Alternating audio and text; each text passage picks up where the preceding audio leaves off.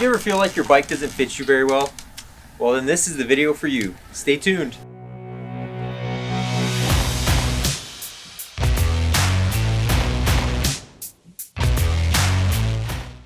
Hi fellow cyclists, I'm Corey.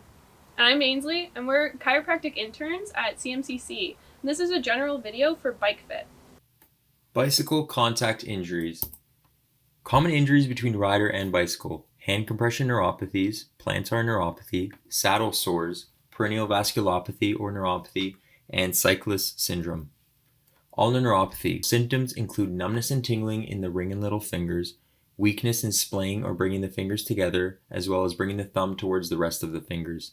Causes can be repetitive trauma from prolonged grip pressure on the handlebars, unique position of the wrists during cycling. Median nerve neuropathy. It is less common than the ulnar nerve neuropathy previously discussed. The median nerve will be compressed in the carpal tunnel of the wrist. Cause can be prolonged wrist hyperextension.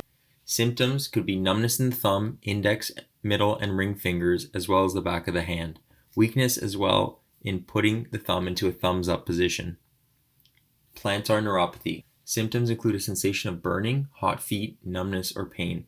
Causes are from the compression of the interdigital plantar nerves in the foot by a narrow, rigid cycling cleat.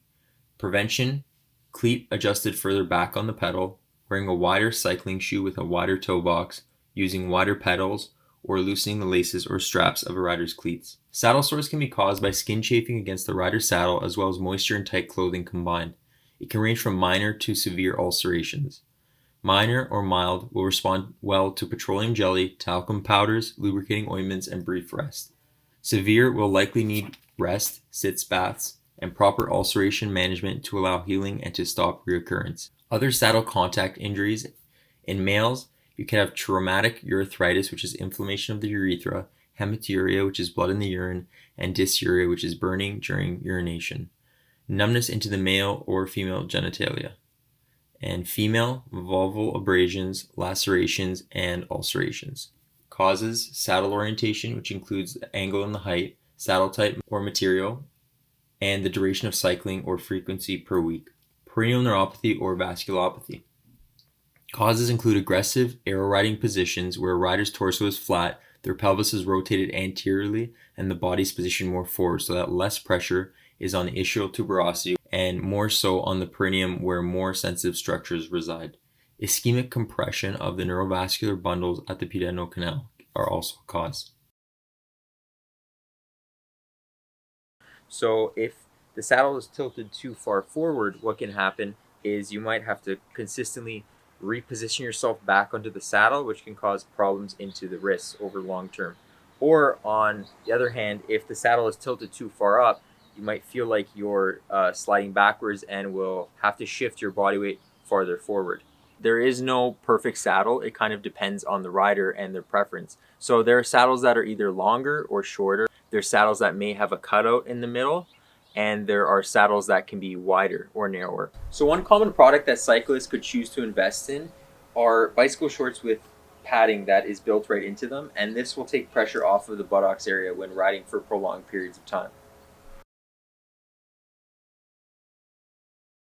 So the handlebar stem length kind of varies between rider, but generally you don't want to be too far forward or extended. The other thing is for the handlebar width, it's generally a little bit narrower than a rider's shoulders. You should not have your elbows fully extended. You should have a slight bend in your elbows. And as far as positioning goes, your hands could either sit here on the hoods or down on the bottom of the drop bars. And you should frequently be changing positions to not cause any neurological problems into the hands or the wrists. One quick measurement that you can do is you take the tip of your elbow and line it up with the top of your saddle, and then you're going to extend your arm, and the tip of your middle finger should line up with the middle of the handlebar. Thank you so much for watching our video, and we hope that you got some information from this to help you out on your bike ride. If you're looking to get a more detailed fit, definitely look into a local bike shop where they can make time for you to do a more in-depth look at your setup for your bike, your sizing, and what works best for you.